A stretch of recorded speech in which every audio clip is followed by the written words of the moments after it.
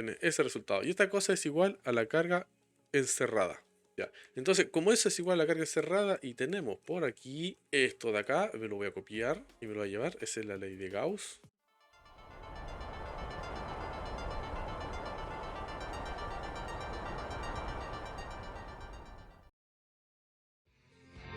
この番組はご覧のスポンサーの提供でお送りします。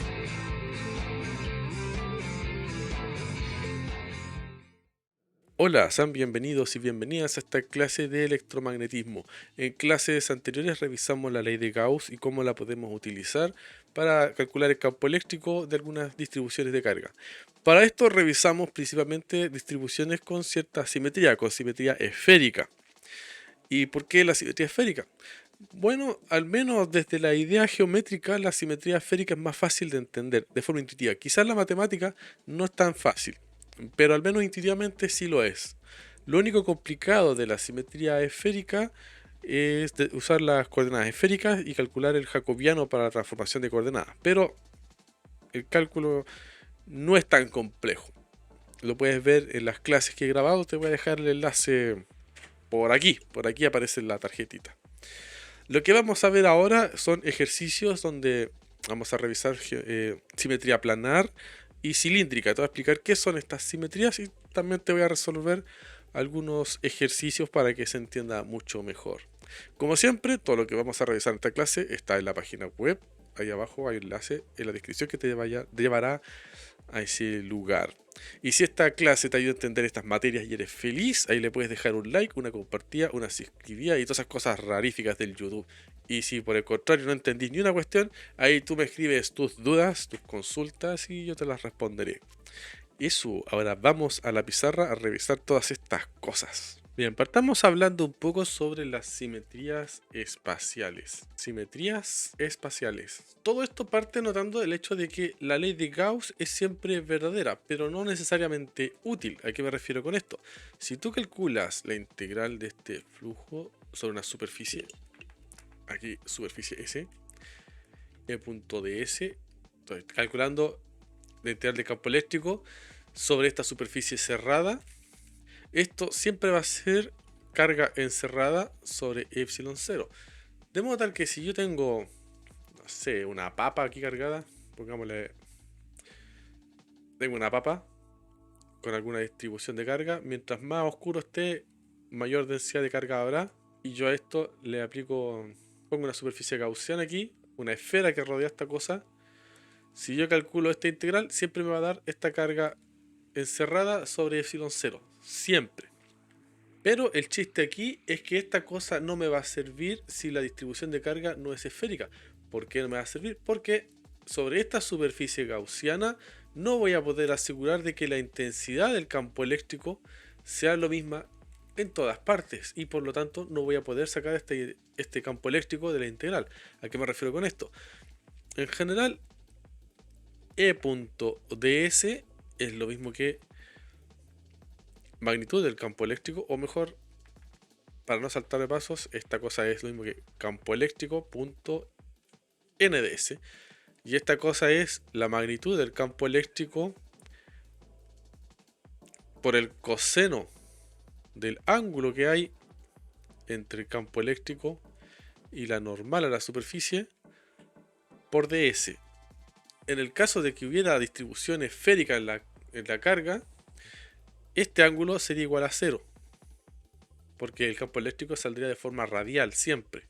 Y por lo tanto, esto daría así, magnitud del campo eléctrico ds. Y por lo tanto, esta cosa, esta integral cerrada de punto ds, sería igual a integral cerrada de la magnitud del campo eléctrico ds. Y como el campo eléctrico es constante, si todas estas cosas son esféricas, tienen simetría esférica, esta cosa simplemente te va a quedar magnitud del campo eléctrico integral cerrada de ds. Y esta cosa no es otra cosa que la superficie de la esfera. La superficie de la esfera. Y esa superficie es 4pi por el radio al cuadrado. Entonces, como toda esta cuestión es carga encerrada sobre epsilon 0, tú puedes tirar esta cuestión para el otro lado, lo pasas dividiendo y ya tienes despejada la intensidad del campo eléctrico. Pero eso solo si hay simetría esférica. Es decir, el campo eléctrico, la intensidad del campo eléctrico va a ser constante sobre toda la superficie gaussiana. Solo entonces yo podré sacar esta cosa de la integral, hacer este paso de aquí. Si no tengo simetría esférica, no puedo hacer este paso, o al menos no de manera tan sencilla. Así que independiente de que se cumpla el teorema, esta ley de Gauss, no siempre me va a resultar útil. De aquí podemos observar de que el tema de la simetría es crucial si queremos utilizar la ley de Gauss para resolver problemas de manera sencilla. Si no hay simetría, habrá que probar algunas otras cosas, pero mientras haya simetría, la ley de Gauss funciona muy bien y los problemas se hacen rápido. Ahora, dentro de las simetrías hay tres simetrías que se ocupan con mucha frecuencia. Por un lado tenemos la simetría esférica, por otro lado tenemos la simetría cilíndrica y finalmente la simetría planar. Simetría planar. En la simetría esférica utilizamos principalmente esferas como superficie gaussiana. La gracia de esta cuestión es que tú lo podéis rotar en cualquier dirección. Lo podéis rotar así, lo podéis rotar así, le voy a hacer cualquier tipo de giro. Y esta cosa no cambia su forma y la circunstancia. El contexto de cualquier punto es el mismo que el de todos los demás. Es lo que ocurría, por ejemplo, cuando teníamos una esfera uniformemente cargada. Esta está uniformemente cargada. Y quería calcular el campo eléctrico en el interior. Entonces, como era una esfera, busco su centro. Pongo una superficie gaussiana por aquí. Esa es mi superficie gaussiana. Y el campo eléctrico, la intensidad del campo eléctrico va a ser la misma en cualquier punto de esta esfera por la simetría esférica. Lo único que va a cambiar es la dirección porque el campo eléctrico va a salir de forma radial. La simetría cilíndrica, por otro lado, se basa en el aspecto del cilindro. Un cilindro es algo como lo que estoy dibujando acá. Y el chiste del cilindro es que tiene lo que llamamos un eje de simetría. El eje de simetría es esta recta que lo atraviesa. Lo voy a dibujar aquí. Es esa recta que atraviesa el cilindro. Entonces, una distribución de carga con simetría cilíndrica vendría siendo una que dependa de la distancia al eje de simetría. ¿Cierto? Si la intensidad del campo eléctrico, o mejor dicho, la densidad de carga es una función de este R, pongámosle cualquier cosa, f de R. No lo voy a poner como vector acá porque solamente me interesa la distancia. La distancia del eje de simetría. La densidad es una función, la forma más correcta de escribir esto es así. La densidad de carga es una función de la distancia al eje de simetría. Entonces uno dice que esta cosa tiene simetría cilíndrica.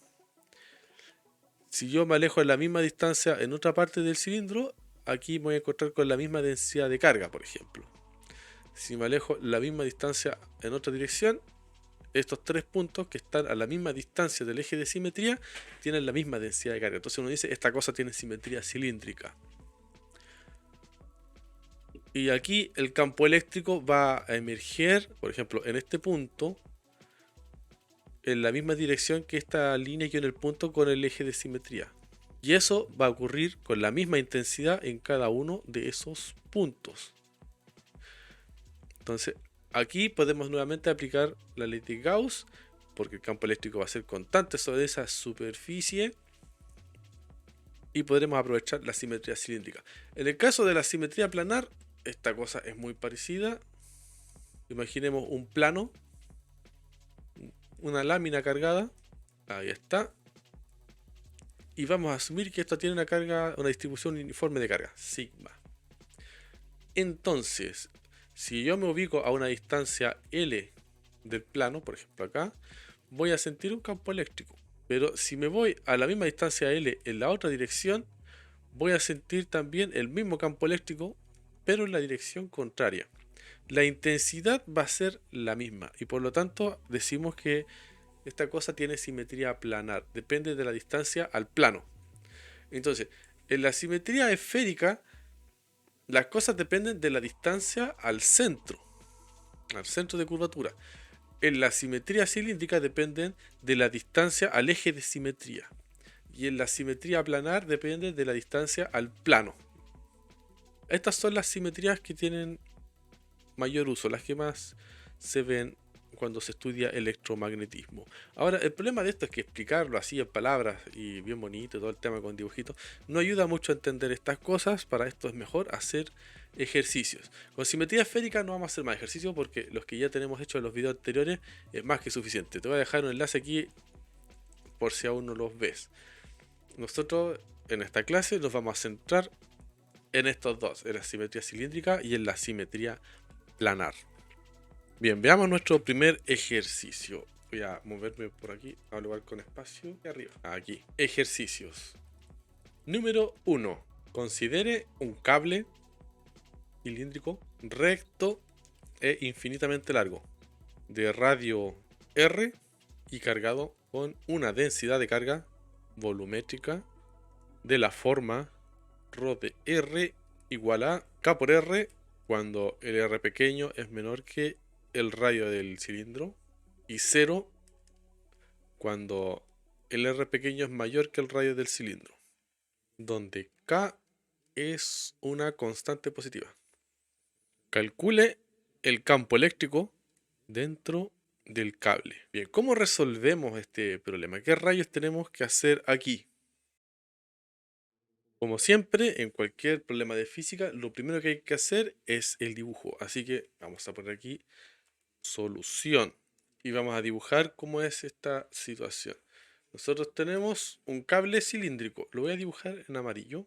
Ahí está el cable cilíndrico. Y esta cosa se extiende hacia el infinito. Es un cable infinitamente largo. Por el medio tenemos el eje de simetría. Lo voy a dibujar en azul. Pasa por esos dos puntos, ¿no es cierto? Ahí va el eje de simetría del cable. Ahora, yo quiero averiguar el campo eléctrico en el interior del cable. Para esto voy a armar una superficie gaussiana. La voy a dibujar aquí en verdecito. Así. No la voy a hacer tan grande, la voy a hacer así nomás. Algo más o menos así. Y es importante de que esta superficie gaussiana, este cilindro gaussiano, tenga el mismo eje de simetría que el cable.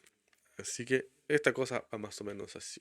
Ahora, esto va a tener un radio R. El radio del cilindro es el R grande. Y nosotros vamos a utilizar esta superficie. Ahora, este cilindro va a incluir las tapas. Entonces, vamos a decir que esta superficie S está compuesta de dos cosas. Una cosa que vamos a llamar S manto y lo vamos a unir con las tapas. Vamos a llamar S tapa 1 y S tapa 2. Aquí tenemos la tapa 1 y acá tenemos la tapa 2.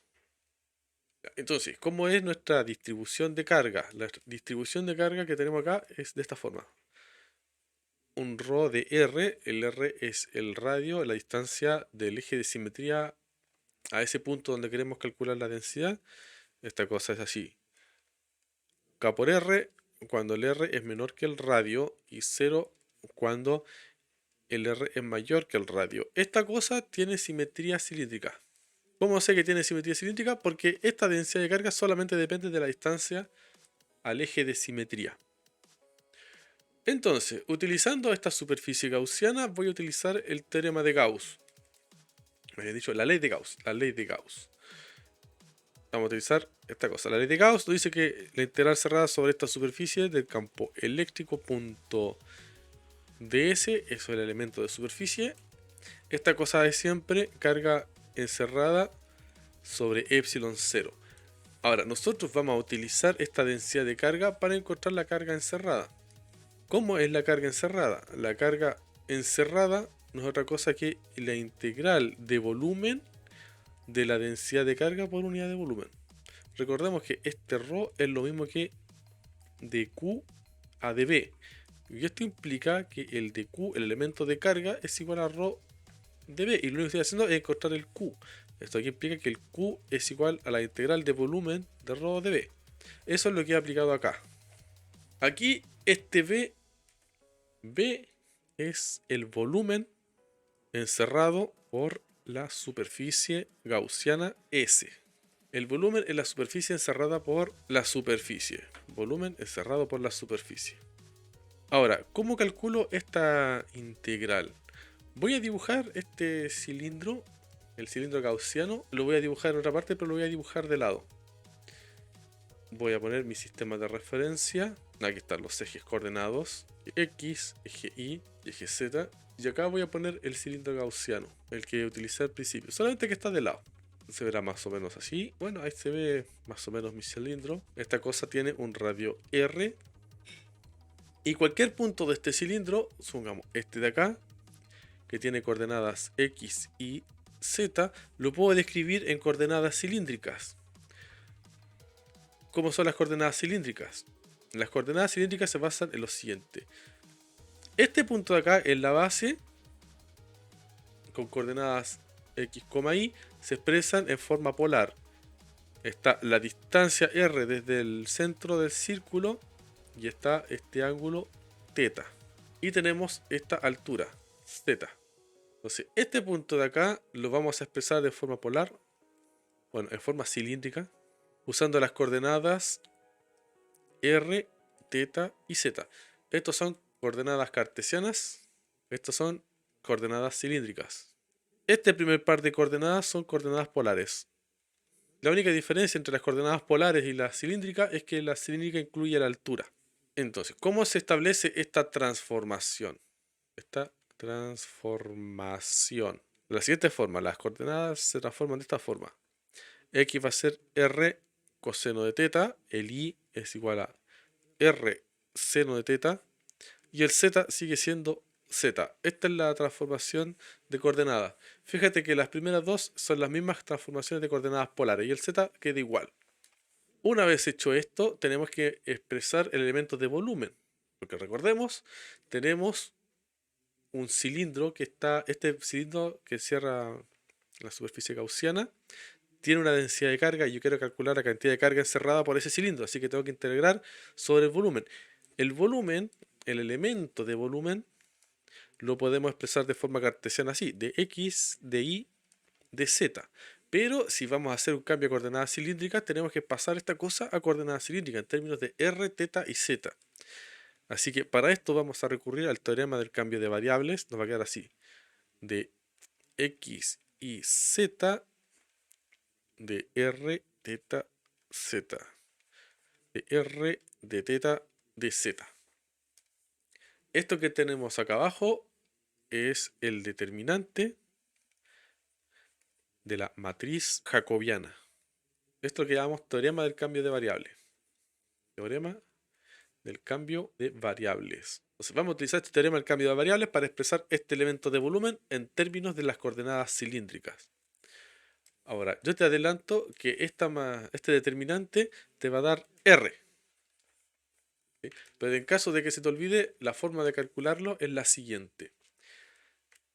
El de X y Z de R, θ, Z, determinante, esta cosa es igual a lo siguiente. El determinante de la derivada de X con respecto a R, derivada de X con respecto a θ, derivada de X con respecto a Z, derivada de Y con respecto a R, de Y a de θ, de Y a de Z, de Z de R, de Z de θ y de Z a de Z. En esta primera fila derivas con respecto a X y con respecto a R, θ y Z. En esta segunda fila con respecto a Y y derivas con respecto a R, θ y Z. Y finalmente derivas a Z con respecto a estas variables de acá abajo. Si tú calculas estas cosas, te va a dar lo siguiente. Para calcularlo tienes que recurrir a las transformaciones que tienes acá. Las voy a copiar y me las voy a llevar allá abajo, para no andar subiendo y bajando a cada rato. Las voy a dejar aquí. Calcula, la derivada del X con respecto a R te va a dar coseno. La derivada del X con respecto al θ, la derivada del coseno te da menos seno, así que te da menos R coseno θ. Menos R seno que ya. Y la derivada del X con respecto a Z, aquí no hay Z, así que te da 0. La derivada del Y con respecto al R te da seno. La derivada del Y con respecto a θ, la derivada del seno te da coseno, R coseno. Y la derivada del Y con respecto a Z te da 0, porque no hay Z. Y por último, la derivada de Z con respecto a R, aquí no hay R, así que te da 0. La derivada de Z con respecto a θ, tampoco hay θ, te da 0. Y la derivada de Z con respecto a Z es 1. Tienes esto. Y tienes que calcular el determinante de esta cosa. Una forma sencilla de calcular el determinante de una matriz es la siguiente. Si tienes una matriz A con estas cosas, A, B, C, de f g h i. Bueno, quieres calcular el determinante, ¿no es cierto? Determinante de a es igual a determinante de esto. Lo que tú vas a hacer es tomar esto. Uy, no se copió todo. Tomas esto, copias las últimas dos columnas y haces esto. Lo que está en verde lo sumas. Este por este por este, más este por este por este, más este por este por este. Y lo que está en rojo lo restas. Esa es la forma rápida de hacerlo. Entonces, si calculas el determinante de esta cosa, haces esta técnica, te va a dar lo siguiente. Te va a dar r coseno cuadrado de teta más r seno cuadrado de teta. Este por este por este, más este por este por este te da 0, ese por ese por este te da 0, menos esto de acá te da 0, esta opción te queda menos r seno cuadrado, pero con el menos que está, ¿no es cierto? Se te hace más y así, todo lo demás te da 0. Esta cosa es lo mismo que r coseno cuadrado de teta más seno cuadrado de teta. Y esta cosa, por el teorema de Pitágoras, es 1. Así que toda esta cosa te da r. Como ya te había dicho antes, esa cosa da r. Entonces, estos cálculos te ayudan a corroborarlo en caso de que te confundas. Pero te lo puedes memorizar y no pasa nada. Entonces, siguiendo el teorema del cambio de variable, esta cuestión es r de teta de z. Así que, debido a esto, la integral que queremos calcular acá, eso de aquí, la carga encerrada es igual a la integral de volumen de ρ de b. Esta cosa queda integral triple de k por r de teta de z. Y nos faltan los límites de integración. ¿Cómo obtenemos los límites de integración? Los podemos sacar de esta misma figura. Nos fijamos de que el r va a estar contenido entre 0 y el radio del cilindro. Para evitar confusiones vamos a poner aquí RS. Ese es el radio del cilindro gaussiano. Del cilindro gaussiano. ¿Sí? Es el radio que estamos utilizando acá. Le voy a poner RS a este desgraciado. El teta va a estar contenido entre 0 y 2pi. Porque aquí el teta puede dar una vuelta completa. El R, este R va a ir entre 0 y el radio del cilindro gaussiano.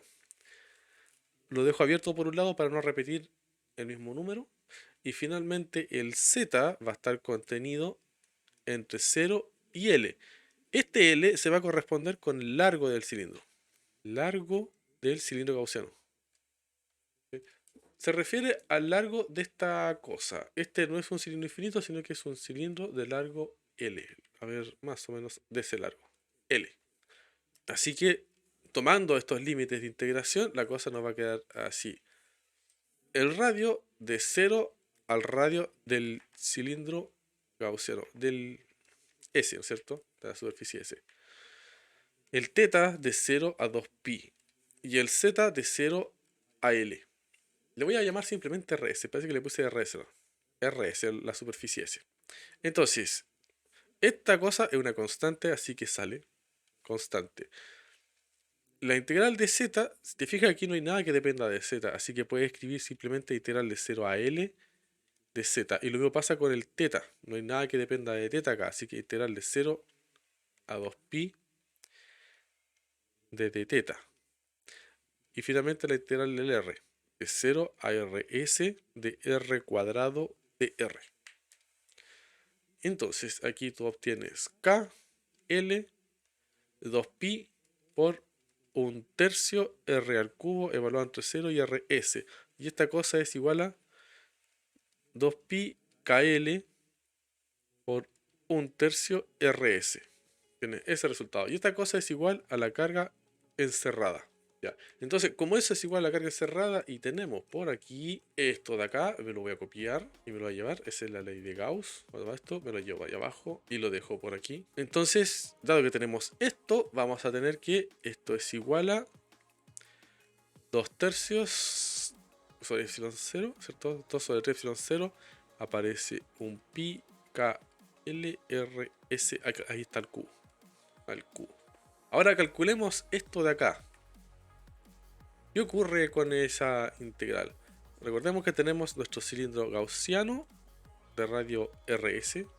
Está dentro el otro cilindro más grande, ¿no es cierto? De radio R. Ahí está.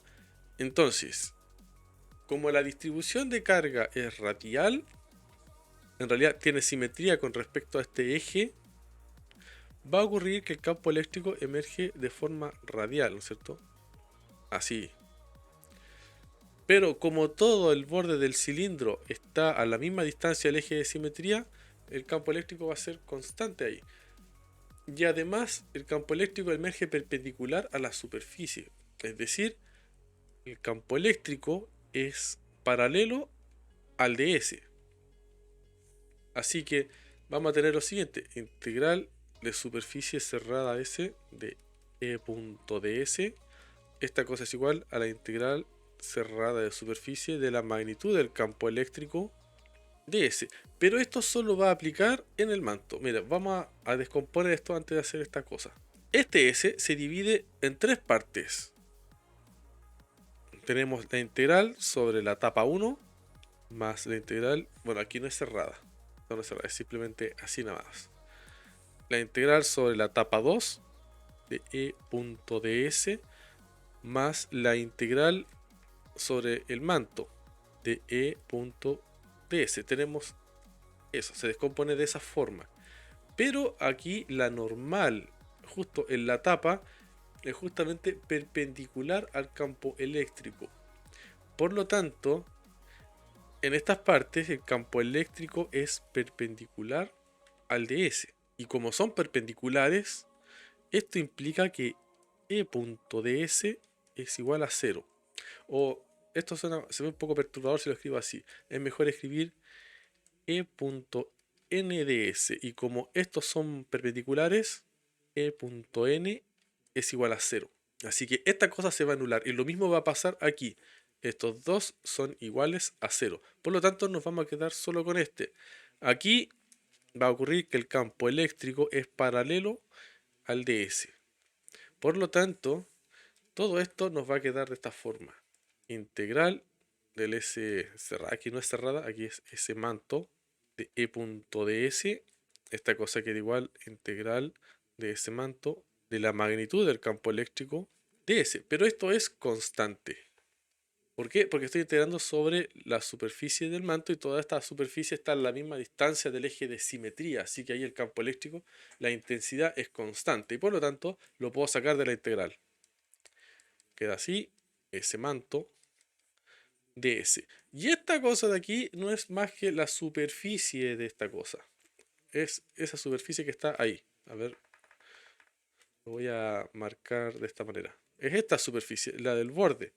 ¿Cómo calculo esa cosa? Bueno, primero calculo este perímetro, calculo ese perímetro y lo multiplico por el largo, que es L. El perímetro es 2pi por rs, ¿no es cierto? Y lo multiplico por el largo y obtengo esa área. Entonces, esta cosa queda así. Aquí tenemos la intensidad del campo eléctrico por 2pi rs por L.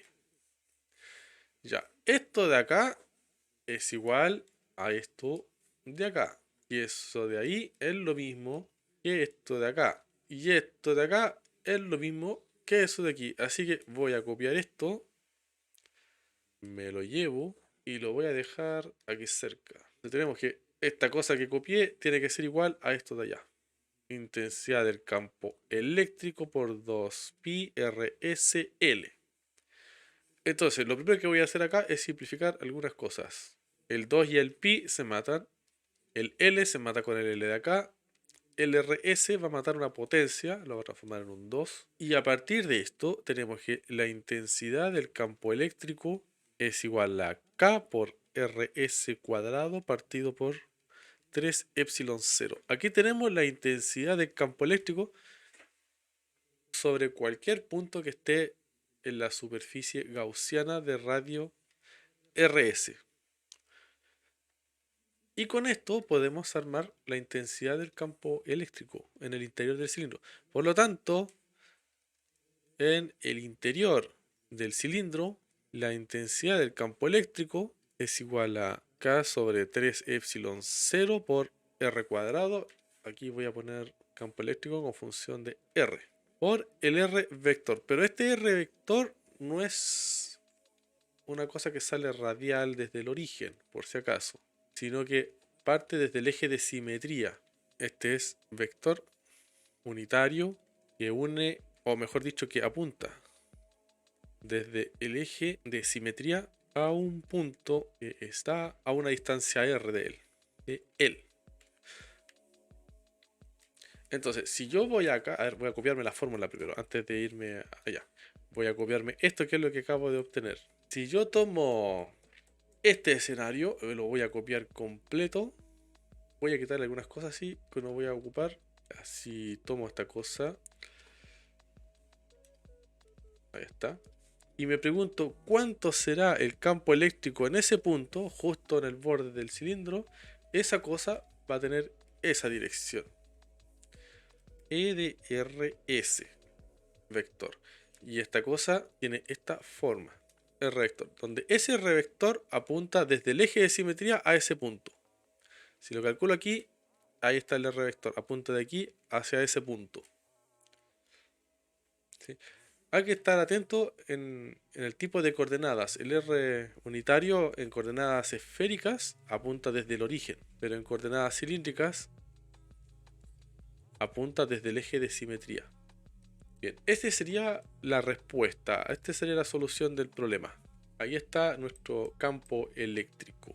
Bien, ahora vamos a resolver el último ejercicio. A ver dónde hay espacio en esta cosa. Por aquí arriba. Ya, ejercicio 2. Encontrar el campo eléctrico que produce un plano infinito uniformemente cargado con una densidad de carga sigma. Y este sigma lo vamos a asumir positivo. Ya, ¿cómo resolvemos esta cosa? Este problema ya lo hemos resuelto antes a través de integrales de una variable.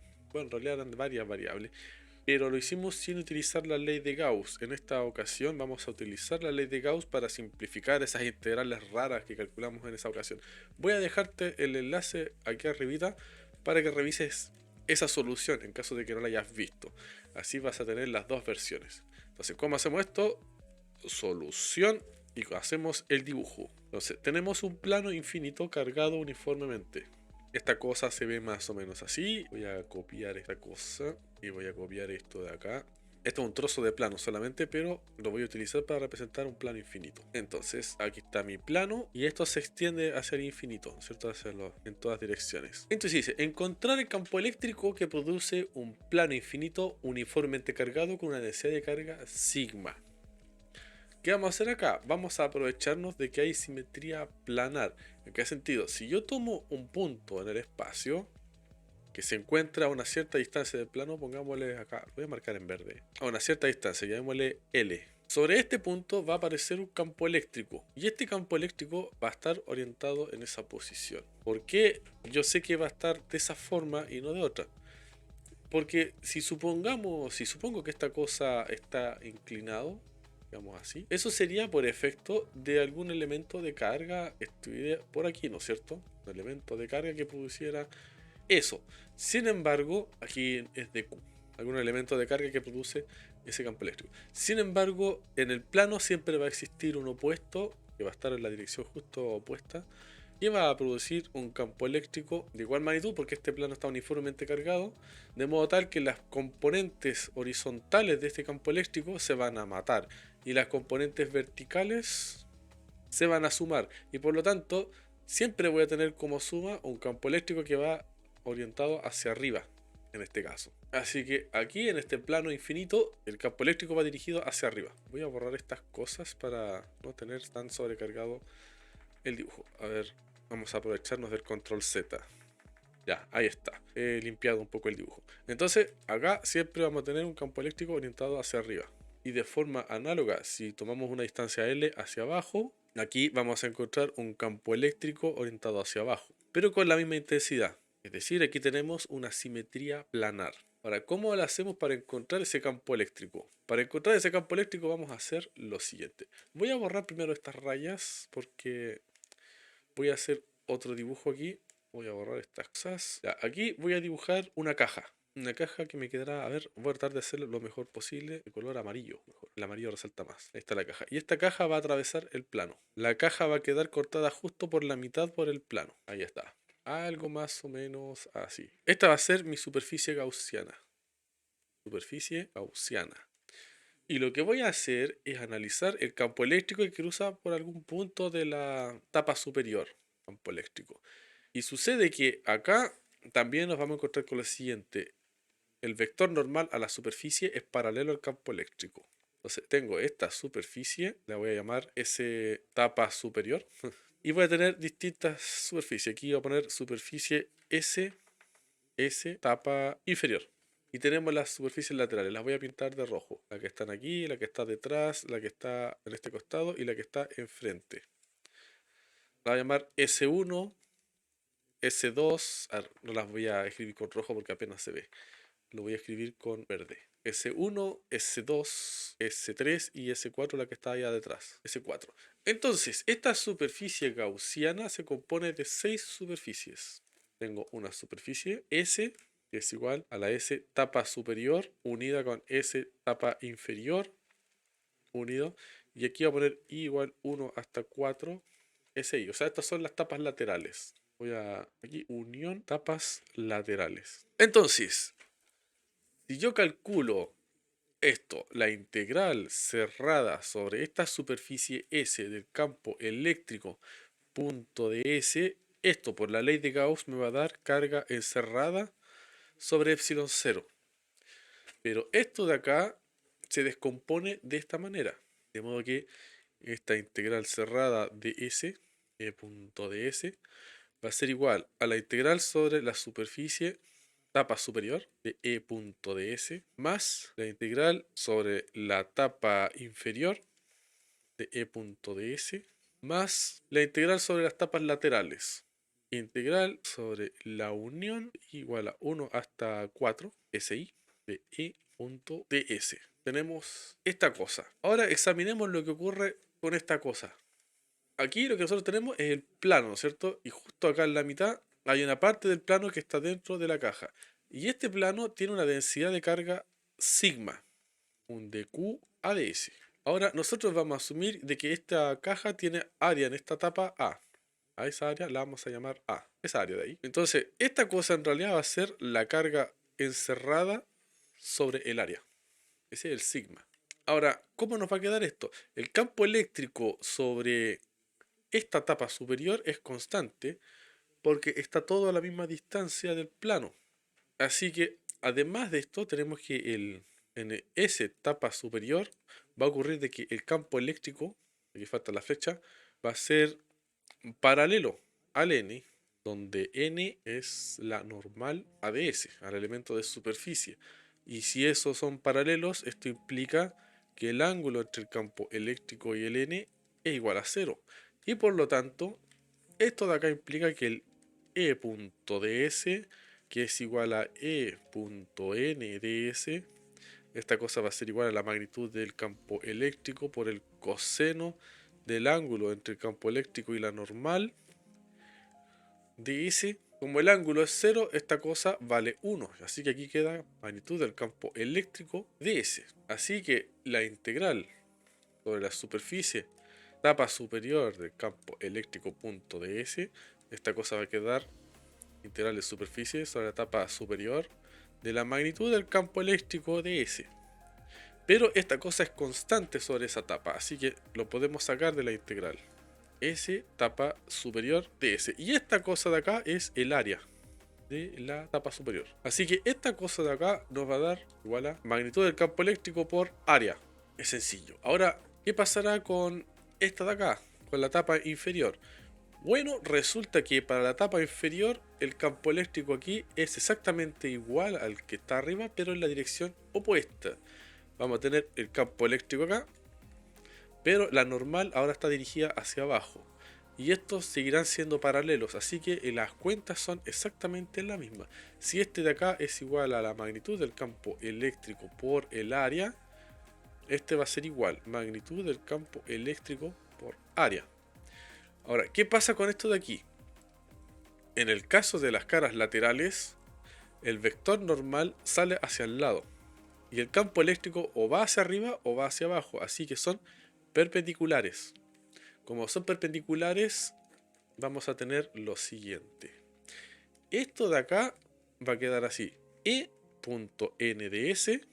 Aquí está la unión de i igual 1 hasta 4 de SI. Son las caras laterales. Pero esto de acá va a ser igual a la integral sobre esta cosa. Es un poco largo de escribir, así que lo voy a copiar.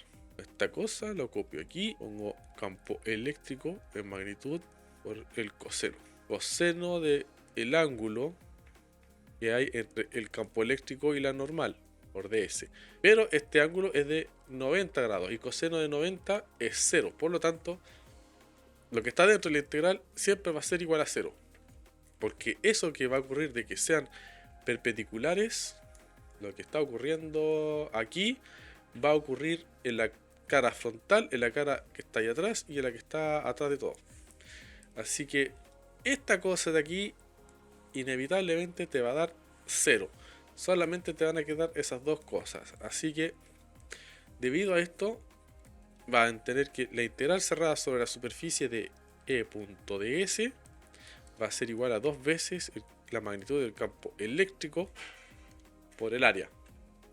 Ahora, ¿qué chiste tiene esa cuestión? Recordemos que tenemos la ley de Gauss aquí arriba. La ley de Gauss te dice... ¿Dónde está? Esto. La integral cerrada de superficie es igual a carga cerrada sobre epsilon 0. Así que toda esta cuestión es igual a carga encerrada sobre epsilon 0. Ahora, ¿cómo calculamos esta carga encerrada? Esta cuestión es una integral de superficie de sigma ds. ¿Qué superficie? La superficie que está encerrada por la caja. A ver, este dibujo está muy lleno de cosas, así que lo voy a hacer de nuevo aquí abajo. En resumen, tengo el plano y aquí tengo la caja gaussiana, ¿cierto? Y aquí está la caja. Y esta cosa cruza el plano hacia abajo. Entonces, este trozo de aquí de superficie, bueno, todo esto tiene carga, tiene una densidad de carga sigma. Pero hay un trozo de superficie que está encerrado por la caja. Este trozo, dado que esta parte de acá tiene área A, esto también tiene área A. Y como podemos ver de por aquí arriba, el sigma es carga encerrada sobre A. Por lo tanto, carga encerrada es igual a sigma por A. Eso también lo puedes calcular desde acá. Porque dado que el sigma es constante, y voy a integrar sobre este trozo de superficie, esta cosa va a quedar sigma integral sobre la superficie A ds, y esta cosa vale simplemente A. Así que esto queda sigma por A. No hay mucho que hacer. Entonces, debido a esto, este sigma por A lo metes ahí dentro. Y por lo tanto, vas a tener lo siguiente. Todo esto te va a implicar que 2 veces la magnitud del campo eléctrico por A es igual a carga cerrada, sigma por A partido por epsilon 0. Entonces, ¿qué va a pasar aquí? Las áreas se van a matar y vas a obtener que la magnitud del campo eléctrico es igual a sigma sobre 2 veces epsilon 0. Y ahí está lista la intensidad del campo eléctrico. Con esto ya puedes determinar el campo eléctrico en cualquier lugar del espacio debido a este plano cargado. Voy a hacer el dibujo de nuevo aquí. Aquí está el plano, aquí está el espacio. Lo vamos a poner justo así.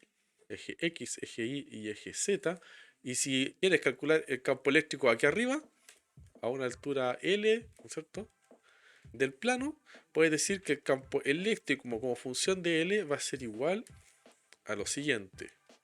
Va a ser igual a sigma sobre 2 veces epsilon, y vas a poner z vector cuando L es mayor que 0, porque estoy arriba del plano, ¿no es cierto? Y estoy tomando la orientación de ese vector. Y va a ser menos sigma sobre 2 veces epsilon z unitario cuando el L sea menor que 0. Y ahí tienes el campo eléctrico de este plano cargado. Este resultado que tenemos acá es el que teníamos antes para el cálculo del plano infinito, pero con otros métodos, con los cálculos de las integrales y esas cosas, identificando el elemento de carga y luego integrando sobre todo el plano. Pero ahora lo hicimos de manera directa, utilizando la ley de Gauss con muchos menos cálculos. Solamente hay que tener más cuidado con las figuras y el tema de la simetría, y sale muy fácil. Ahí está el resultado. Bien, eso sería todo por ahora. Vamos a dejar esto hasta aquí. Adiós.